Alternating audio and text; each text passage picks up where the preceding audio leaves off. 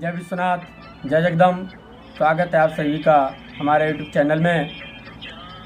नवरात्रि की बहुत बहुत शुभकामनाएं आप सभी को।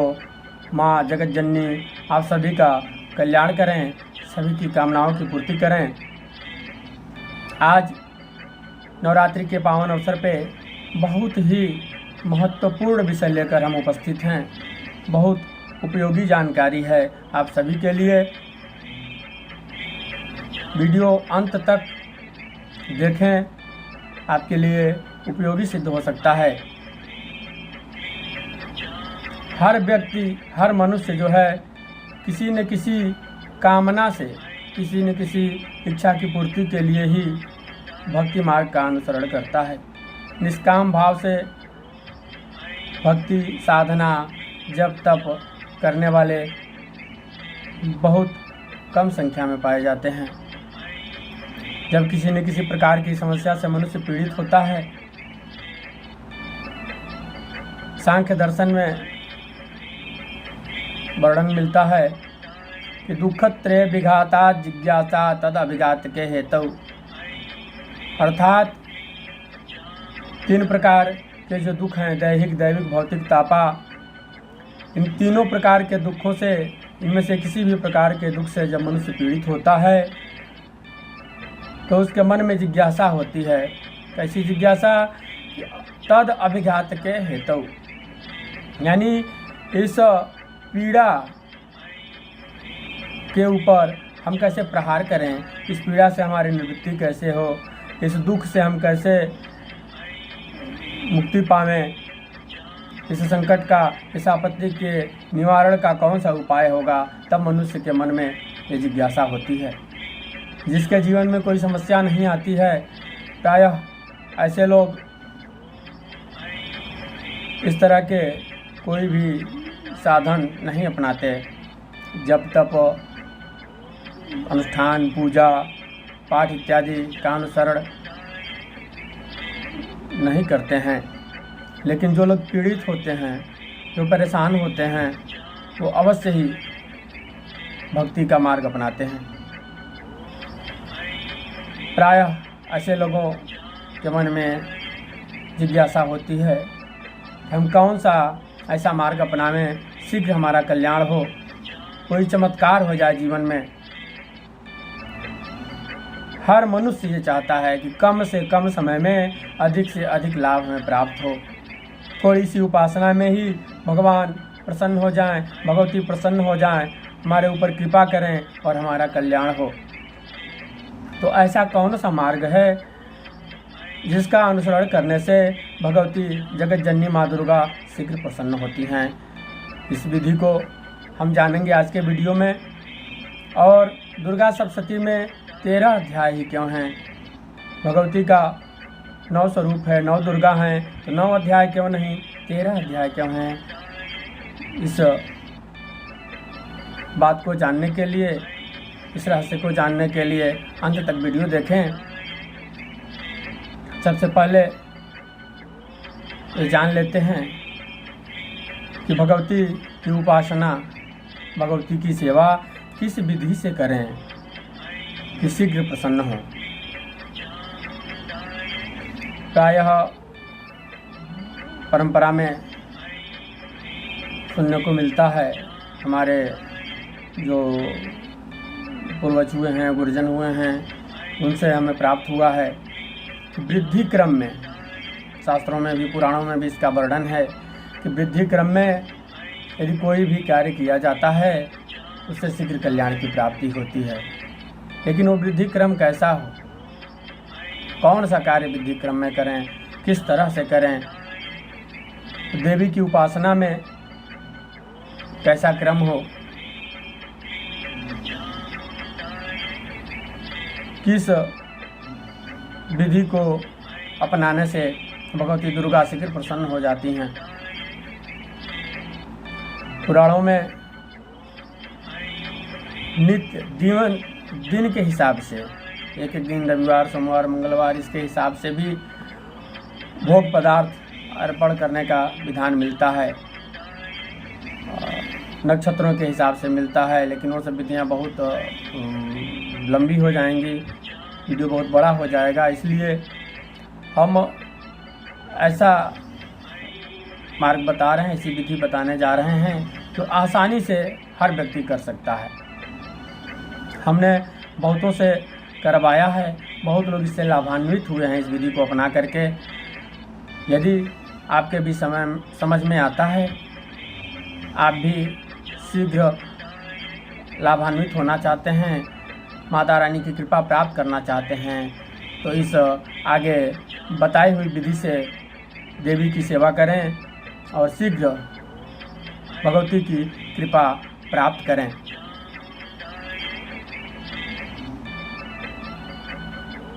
जब हम पूजन करते हैं, प्रायः घरों में ब्राह्मण आते हैं पाठ करने के लिए, पूजन करवाने के लिए, लेकिन जो लोग ब्राह्मण नहीं बुला सकते, जिनके पास उतना सामर्थ्य नहीं है, या जो स्वयं से ही करते हैं, या ब्राह्मण आते हैं तब भी करते हैं, तो जैसे भी करे, कोई भी बृहद रूप में करे, छोटे से रूप में करे, 9 ब्राह्मणों को बुला के करे, चाहे अकेले एक ब्राह्मण से करवाए, सतचंडी करे, सहस्त्र चंडी करे, चाहे जिस भी विधि से करे, चाहे 9 पाठ करे या एक ही पाठ क्यों न करवावे, जिस भी विधि से करता है मनुष्य, तो सभी प्रकार की पूजा में भोग का विधान है। किसी भी देवता को हम भोग अर्पण करते हैं, भगवती को भी भोग अर्पण करते हैं। तो भोग का जो क्रम है, नवरात्रि का 9 दिन का क्रम है, तो प्रथम दिन जो भोग लगाते हैं, अगले दिन उसमें कुछ बढ़ा करके, उसके अगले दिन और बढ़ा करके, यानी पहले दिन जितना हम भोग अर्पित करते हैं, अगले दिन उसके गुना, तीसरे दिन 3 गुना, चौथे दिन 4 गुना, इसी प्रकार से 9वें दिन 9 गुना। और एक और विधि है, यानी पहले दिन जो भोग लगाते हैं, उसके दूसरे दिन, यानी नवरात्रि के दूसरे दिन 3 गुना, तीसरे दिन 9 गुना, चौथे दिन उसके 3 गुना, यानी 27 गुना, उसके अगले दिन उसके 3 गुना, इस तरह से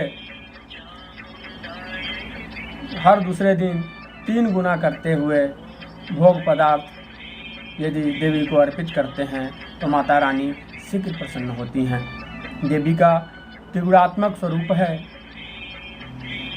महाकाली, महालक्ष्मी, महासरस्वती का, इसलिए 3-3 गुना बढ़ाते हुए रोज यदि हम भोग पदार्थ अर्पित करते हैं, कोई पुष्प विशेष, कमल पुष्प, गुलाब पुष्प भी चढ़ाते हैं, तो उसे भी इसी क्रम से 1, 2, 3, 4, 9 तक, या 1, 3, 9, इस क्रम से 9वें दिन तक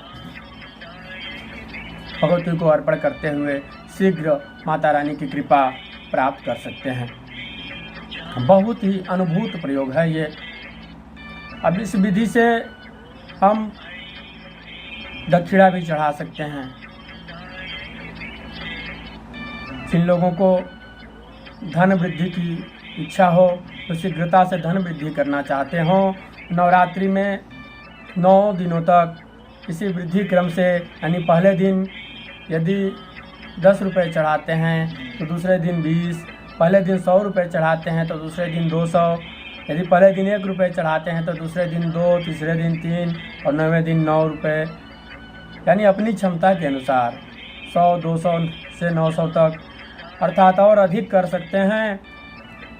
और अधिक लाभ प्राप्त करना चाहते हैं तो पहले दिन 1, दूसरे दिन 3, तीसरे दिन 9, इस क्रम से रोज 3 गुना बढ़ाते हुए पुष्प, यानी और देवताओं की जो पूजा करते हैं वो सामान्य विधि से करेंगे जैसे करते हैं, लेकिन नवरात्रि में प्रधान भगवती होती हैं, तो भगवती जगत जननी माता दुर्गा की सेवा में इस प्रकार से वृद्धि क्रम से जब हम कोई भी वस्तु पदार्थ अर्पित करते हैं तो इससे भगवती शीघ्र प्रसन्न होती हैं।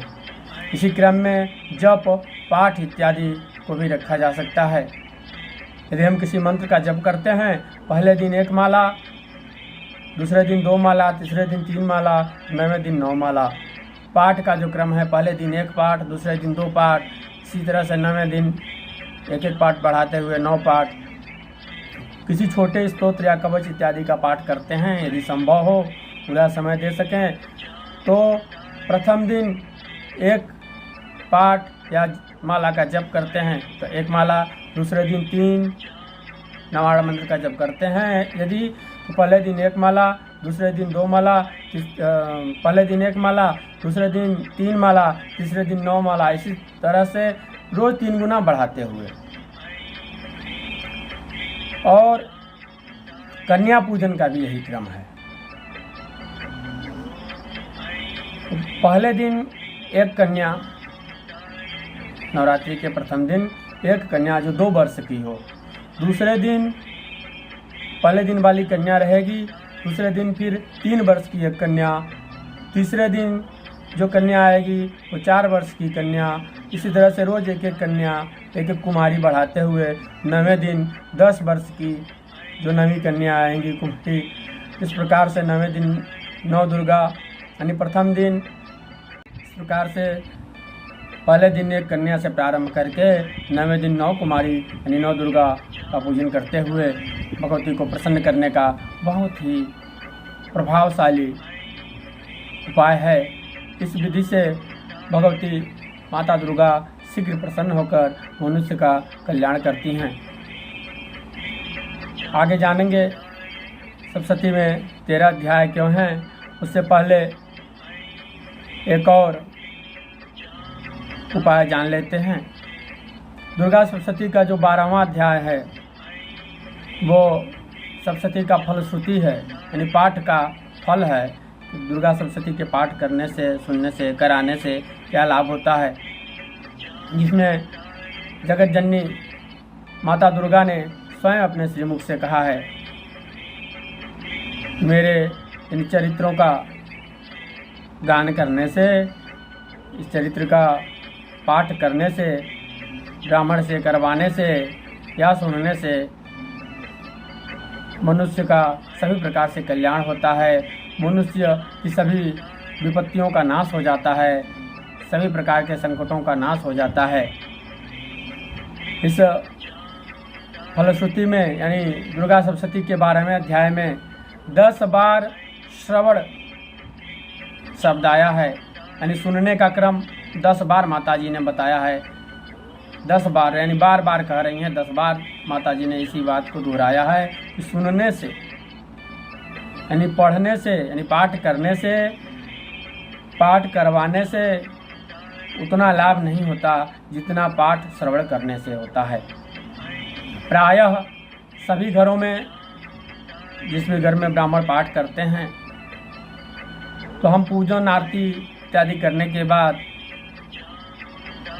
पंडित जी को छोड़ देते हैं। पंडित जी पाठ अकेले करते हैं, कोई वहाँ बैठ कर सुनता नहीं है। घर में पाठ हो रहा है और जजमान पूजन आरती करके सो रहे हैं या कोई अन्य कार्य कर रहे हैं। बाकी कार्य के लिए तो बाकी का पूरा दिन है ही, 9 दिन के लिए हम भगवती की सेवा में लगे हुए हैं। तो 9 दिन एकाग्र चित्त होकर के बाकी सभी कार्य छोड़कर माता रानी की सेवा करें, पाठ का श्रवण करें। ताजी कहती हैं, श्रुत्वा भक्ति समन्वितः श्रुतम हरति पापानि तथारोग्यम प्रयच्छति। बार बार 10 बार आया है ये क्रम। सुनने से जो लाभ होता है उतना लाभ पाठ करने से या पाठ करवाने से नहीं होता है। लेकिन यदि श्रद्धा विश्वास पूर्वक बैठ करके पाप नाश करने के लिए पाठ का श्रवण किया जाए, शीघ्र कल्याण होता है। श्रुतम हरति पापानि तथारोग्यम प्रयच्छति। यदि मनुष्य किसी रोग से पीड़ित हो तो बैठकर पाठ सुने। पाठ के श्रवण से, श्लोकों के श्रवण से, सुनने मात्र से मनुष्य के सभी संकट दूर हो जाते हैं। तो इस विधि से यदि हम वृद्धि क्रम से भोग, दक्षिणा, कन्या पूजन, कुमारी पूजन करते हैं तो माता रानी शीघ्र प्रसन्न होकर हम मनुष्यों का कल्याण करती हैं और पाठ श्रवण करने से शीघ्र कल्याण होता है। और कलयुग में नाम मंत्र का महत्व सबसे अधिक बताया गया है। तो हर व्यक्ति को जो ब्राह्मण से पाठ करवा रहे हैं या खुद से कर रहे हैं, उन्हें भगवती के नाम स्तोत्र जो हैं, जैसे 32 नाम का वर्णन मिलता है, बड़ा ही प्रभावशाली है। भगवती का जो 32 नाम है, दुर्गा, दुर्गार्थ समनी, और दुर्गा जी के 108 नाम हैं, 1000 नाम हैं, 1008 नाम हैं, सहस्र नाम, जो भी कर सकें अवश्य करना चाहिए। नाम स्तोत्र का पाठ करने से भी शीघ्र कल्याण होता है। तो और कुछ कर सकें या न कर सकें, घर में पाठ हो रहा हो या न हो रहा हो, लेकिन वृद्धि क्रम में हम भोग लगा सकते हैं। वो किसी को देना भी नहीं है, वो प्रसाद स्वयं पाना है, स्वयं भोग लगाना है। आज 1 फल, अगले दिन 2 फल, तीसरे दिन 3 फल, इस तरह से 9वें दिन 9 फल। माता जी को अनार बहुत प्रिय है, अनार रख सकती हैं। हलवा का भोग लगाया जा सकता है, हलवा माता रानी को बहुत पसंद है। या कोई भी फल, सेब, अनार या सूखा फल, जो भी मेवा इत्यादि, जो भी संभव हो, वृद्धि क्रम में एक रोज बढ़ाते हुए यदि किया जाए या 3 गुना रोज किया जाए तो शीघ्र कल्याण की प्राप्ति होती है। बहुत ही चमत्कारिक प्रयोग है ये, बहुत ही आसान प्रयोग है। इसमें आपको किसी के सहायता की आवश्यकता नहीं है, न किसी मंत्र की आवश्यकता है, न किसी तंत्र की आवश्यकता है। ये प्रयोग ही अपने आप में बहुत बड़ा तंत्र है। इस प्रयोग से शीघ्र कल्याण की प्राप्ति होती है। अब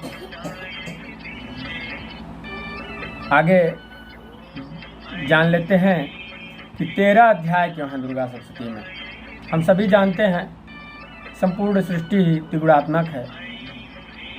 सत्व, रज, तम, सात्विक, राजसिक, तामसिक गुणों से आप्लावित है पूरी सृष्टि, पूरा संसार त्रिगुणात्मक है। भगवती भी 3 रूपों में विभक्त होकर के इस त्रिगुणात्मक सृष्टि का संचालन करती हैं। सात्विक रूप से सृष्टि की उत्पत्ति करती हैं, राजसिक रूप से सृष्टि का पालन करती हैं, और तामसिक रूप से माता रानी महामारी बनकर, वर्तमान में आप लोग देख ही रहे हैं, महामारी बन करके या किसी भी प्रकार से सृष्टि का संहार करती हैं। तो जो त्रिगुणात्मक स्वरूप है भगवती का, 3 का बहुत ही महत्व है। देवी की पूजा में 3 स्वरूप है, त्रिगुणात्मिका हैं। जगदम्बा, महाकाली, महालक्ष्मी, महासरस्वती त्रिगुणात्मिका भगवती हैं। त्रिगुणात्मक स्वरूप है माता रानी का। तो इसी तरह से जो दुर्गा सप्तशती के 3 चरित्र हैं, तीनों चरित्रों में वही जो पहले हम बता चुके हैं, वही वृद्धि क्रम। यानी प्रथम चरित्र में 1 अध्याय है, दूसरे चरित्र में 3 अध्याय है, और तीसरे चरित्र में 9 अध्याय है। 9 दुर्गा का स्वरूप है, तो दुर्गा सप्तशती 9 अध्याय में होना चाहिए था, लेकिन 13 अध्याय क्यों हो गया? तो तीनों चरित्रों में, यानी प्रथम चरित्र में 1 अध्याय, दूसरे चरित्र में 3 अध्याय, उसके 3 गुना, और तीसरे उत्तम चरित्र में 9 अध्याय, यानी उसके 3 गुना। इस प्रकार से जो त्रिगुणात्मक स्वरूप है भगवती का, इसलिए ये 3 गुना होते हुए 1 अध्याय, 3 अध्याय और 9 अध्याय के क्रम से 3 जो चरित्र हैं, इस प्रकार इनके योग से 13 अध्याय संपूर्ण होते हैं दुर्गा सप्तशती के। यही क्रम है, और इसी क्रम से यदि देवी की उपासना की जाती है, भोग, दक्षिणा या कुमारी पूजन यदि इस क्रम से किया जाए तो शीघ्र कल्याण की प्राप्ति होती है। और फिर हम पुनः कहना चाहेंगे कि श्रवण भक्ति का महत्व यानी दुर्गा सप्तशती पुराण ही है। पुराण को सुनने का सबसे अधिक महत्व होता है। तो माता रानी स्वयं अपने श्रीमुख से कह रही हैं कि श्रुत्वा भक्ति समन्वितः। अधिकतम घरों में जो नवचंडी पाठ होता है या सचंडी जो भी होता है, जिस भी क्रम से होता है, अधिकतम घरों में जो संपुटित पाठ होता है वहाँ सर्वा बाधा विनिर्मुक्तो धन धान्य सुतान्वितः मनुष्यो मत प्रसादेन भविष्यति न संशयः। यही संपुट लगाकर ब्राह्मण देवता लोग पाठ करते हैं। लेकिन इसके पहले कब सर्वा बाधा विनिर्मुक्तो धन धान्य सुतान्वितः, सभी बाधाओं से मुक्त होकर के मनुष्य धन धान्य पुत्र आदि से समन्वित होता है। कब होता है? श्रुत्वा भक्ति। पहले इस श्लोक के पहले श्रुत्वा शब्द आया है, यानी सुनने से। शरत काले महापूजा क्रियते याच वार्षिकी। शरत काले महापूजा क्रियते याच वार्षिकी, यानी शरत काल में शारदीय नवरात्र में जो वार्षिकी पूजा करते हैं वर्ष में एक बार, वो कहते हैं कि श्रुत्वा भक्ति समन्वित। माता जी कहती हैं कि श्रद्धापूर्वक मेरे जो इस पाठ का श्रवण करते हैं वो ऐसे मनुष्य सर्वा बाधा विनिर्मुक्तो धन धान्य सुतान्वितः मनुष्यो मत प्रसादेन भविष्यति न संशयः। ऐसे जो मेरे भक्त हैं वो सभी बाधाओं से मुक्त होकर धन धान्य पुत्र इत्यादि से संपन्न होकर इस संसार में सुखी होते हैं।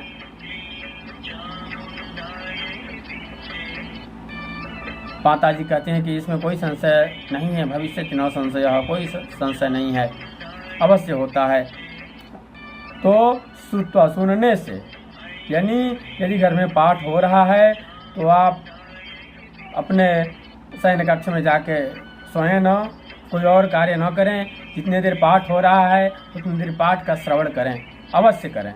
इससे आपके लाभ की आवृत्ति हो जाएगी, यानी आपका लाभ कई गुना हो जाएगा, असीमित लाभ की प्राप्ति होगी और शीघ्र कल्याण होगा। और कहती हैं माता जी, श्रुतम हरति पापानि तथा आरोग्यम प्रयच्छति। सुनने से पापों का नाश होता है, तो इसलिए सुनने का अधिक महत्व है। तो पाठ श्रवण अवश्य करें, प्रमाद न करें, आलस्य न करें। ब्राह्मण देवता पाठ कह रहे हैं, पाठ कर रहे हैं, वहाँ बैठकर सुने। आपके अंतरात्मा में, हर मनुष्य के अंदर जो शक्ति विराज रही है, जो आत्मशक्ति है, पाठ का श्रवण करने से वो और भी मजबूत होगी और मनुष्य अपने सभी कार्य प्रबलता से दृढ़तापूर्वक कर सकेगा और कल्याण के मार्ग को प्रशस्त करेगा। आज के लिए बस इतना ही।